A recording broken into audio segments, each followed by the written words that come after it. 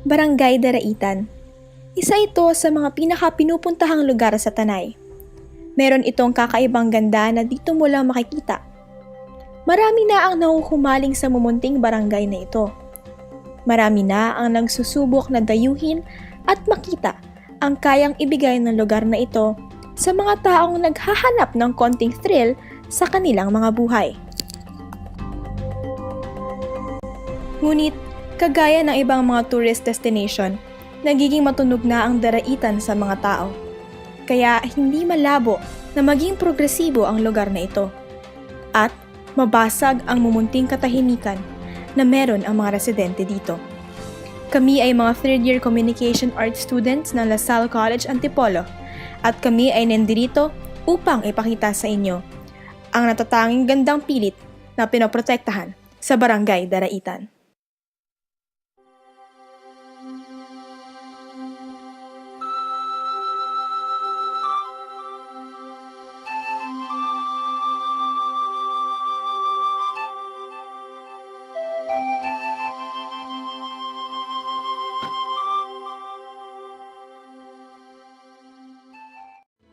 Po si Egay. Bago ang lahat, pumunta muna kami sa barangay office upang magparehistro ng tig 20 pesos para sa environmental fee at 500 pesos naman para sa tour guide na day hike. At dinagdagan na rin namin ng tig 30 pesos para sa paggamit ng headlights na kinakailangan sa pagspelunking sa underground cave.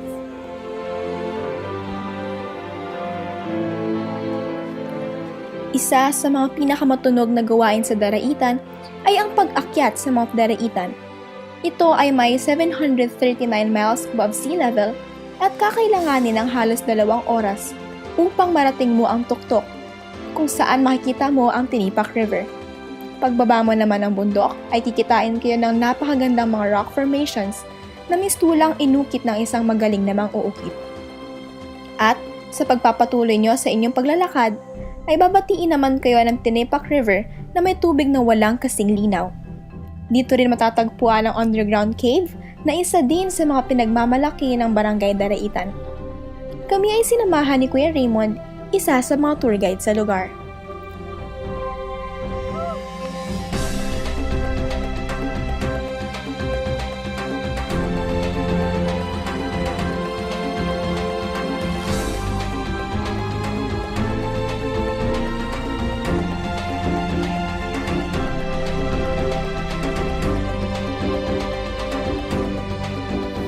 Sa pagtatapos ng aming paglalakbay, nakapanayam namin ang mga residente sa Barangay Daraitan.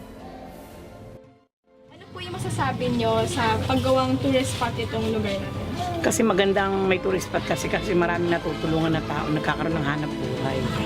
Marami silang nagagawa sa mga tao rito. Dati walang hanap buhay ang tao, hirap na hirap, pero ngayon nakakaaluan lahat sila. Okay po. So, bilang residente dito, ano po yung natutulong natin sa mga tour guides kaya sa mga namamahala dito na para panatiling maganda yung lugar? Naglilinis lagi. Pinapalinis lagi. Halimbawa, nag-tour guide ngayon, kinabukasan lilinisin yan. Automatic yan. Lilinisin, binabras lahat lagi ang mga yung mga nakikita nilang mga bato dyan, binabras yan ng mga tour guide. Oo, binabras talaga nila yan. Para malinis. Okay po, so aware po ba kayo na baka gawing developed area tong Mount Daraitan? Ayos nga, di parang masenso ang Daraitan. So mas okay po sa inyo na merong mga commercial buildings dito? Kaya lang, pagka commercial building, baka papangit ang aming lugar, magkakaroon ng mga pollution na, di ba? So if ever po kanyari dumating yung araw na yun, ano po yung parang maitutulong nyo para mapigilan natin? Siguro mag-usap-usap ang mga barangay, ang mga opisyalis ng barangay para matutulan. Siyempre nagkaroon dito ng mga gano'n, siyempre papangit na gawa ng pollution eh. So, ano po Magiging polluted. So, ano po mas gusto inyo? Yung development na Daraitan? Development. Pero siyempre tahimik ito. Kaya lang gusto din namin ma-develop ang Daraitan. Kaya lang sa mga ganitong pagkakataon, parang develop na rin ang aming barangay, di ba? Gawa ng mga tourist dito.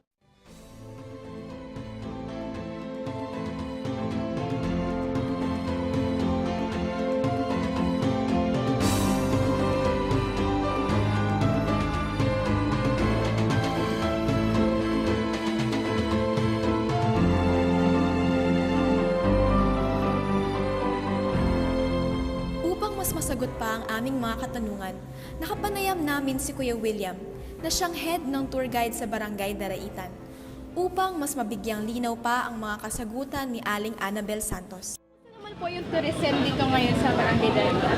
Ang masasabi ko, successful talaga kasi from nag-start ako ng 2011 up to now, nakikita naman natin halos kinakapos yung tour guide na almost 300.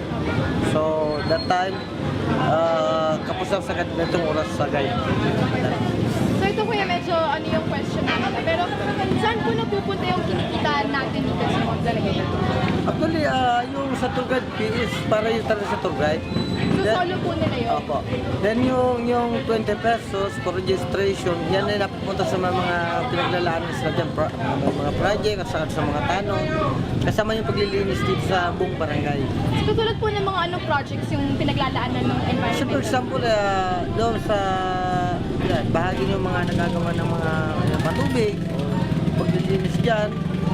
Then yung sabi nga minsan sa gamot, yung mga humingi ng tulong, i-share nila yun sa barangay. So parang naging ibang social work po yung namamahala. So paano niyo naman po napapanatili yung kagandahan ng Mount Daraitan? Actually, sa larang ng tour guide, sabi ko, saludo ko sa mga tour guide kasi mababait siya at masunurin. Dahil pinakita ko sa kanila na yung turismo, ito yung magbabangon sa amin, sabi nga, kahirapan. Dahil nagsimula dito ang mga tao, hindi nyo tanong, from the illegal lagger. Lahat, almost 85% ng tour guide ko sa Daraitan ay legal lagger. Dati? Oo. Pero sa ngayon, sabi nga, legal na sila. Naka-ID na, December pa. At araw-araw nakakawasitahan na. Oh, wow, maganda. So, feeling ko naman po, alam niyo po yung balita ngayon tungkol sa Mount Pulag na parang gusto siyang ipasarado kasi po sobrang dami ng tao, sobrang naging developed na po siya. Ano po yung pwede niyong gawin as tour guide din po dito sa Mount Daraitan na hindi po matulad itong bundok natin na to sa Pulag? Actually, pinag-aralan na namin yan, kasama na aking mga opisyalis sa tour guiding, na mapanatili namin ang kalinisan at kaayusan. Matinatawag kami yung sistema sa aming lugar. Kung makikita niyo mga tour guide kapag Monday, linis yan, clean up drive. Then pagka Friday, talagang yung full blast talaga clean up drive lahat. Halos yung mga bato, rock formation na binabras yan. May nagwawalis, lahat, may naglilinis ng tubig. So ganun po namin minahal kasi nagsimula po, tinuran ko po sila ng salitang kung gusto niyo magkaroon ng matatag at bahay sa turismo, kailangan natin pagmalasakitan. Mahalin yung trabaho niyo at inyong tinatrabaho. So kuya, kung papapiliin kayo, ano po mas gusto niyo? Yung maging develop yung Mount Daraitan o yung ganito na lang natahimik tayo? Actually, para sa akin, ganito na lang kasi pag development, tinawag ng development, tatayuin yung mga buildings yan. Mawawala yung natural. Ibig sabihin, yung tinatarget natin na yung tunay na nature, sabi nga, kalikasan, pag ito po yung natayuan ng mga structure, hindi mababago. So, bukod doon, pag i-polluted na to, at saka posible na pati yung trabaho ng mga tao dito ay mabawasan. Actually sa ngayon, sabi ko nga, almost 300 na tour guides. So kumikita yan, kanila yung kinikita nila. Ibig sabihin, wala kami mga sulit from the local government. So doon sa aming trabaho, doon kami kumikita. Okay, so ano po yung parang plano natin para nga po hindi po ma-develop kumbaga itong Mount Daraitan, para po mapanatili natin ganito siya katakbo? Siguro nga, ipakita namin kung yung aming best para sa pinakamaayos, pinakamalinis. Sabi nga, kung napasin nyo, kayo nagala, wala kayo nakit ng basura. Pinakamaayos, pinakamalinis, may sistema. At po doon, siyempre, natulong naman ang local government kasi ang bayan na ito na tumutulong yung aming team ngayon sa Muling Bayan, sa larangan turismo. Of course, andiyan ang aming kapitan, sila ay tumutulong din. Pero ganun po man, sabi na siyempre, ang tulong nila yung mga pagsasanay at kaalaman. Pero kami talaga nag-actual na gumawa yung mga tour guide kasi bahagi ng aming hanap po na hindi lang protektahan, hindi panatinin mabuti talaga. Sabi nga namin, sana dumating ang panahon, ayon sa akin, palagi sinasabi sa kanya, tayo ay lubog na, ibig sabihin ang Daraitan ay bago pa rin. So last question, ano po yung pinakaminahal nyo sa Mount Daraitan? Okay. Una, pinakamahal namin yan. Ako nagsimula kasi ako hindi para sa akin sarili. Nung simula ko po ang turismo sa Daraitan, hindi po para sa akin sarili. Kasi nakita ko nga po noon na yung illegal lagi nandyan. Pag sinabihan ko mga tao dito at tigilan nyo, sasagutin nila, ibigyan na naman po sila ng pagkain para matigilan sila. So hindi ko kaya ibigay. So ayan, sa tulong ng pamalambayan ng Tanay, sa ng Barangay Daraitan, tulong-tulong kami. At yan nag-successful na siya. Sabi ko nga, pahalagahan natin yung sariling atin. Huwag natin tutularan kung ano man yung napapansin natin sa ibang lugar, like kulag na pinapasara, like sa ibang bundok, ayon sa aming informasyon ay halos ayaw na pasukan ng turista dahil nga sa sobrang dumi, basura.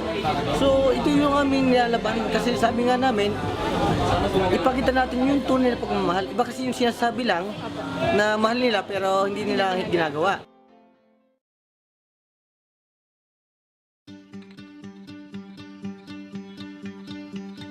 Matapos ang aming pakikipagsapalaran, napagtanto namin na ang mga bagay talaga na tunay na binibigyan ng halaga at atensyon ay napepreserba at patuloy pa itong mapapaganda. Sa pagtutulong-tulong ng mga tao sa Barangay Daraitan, na ipanatili nila ang likas na ganda at katahimikan sa mumunti nilang paraiso.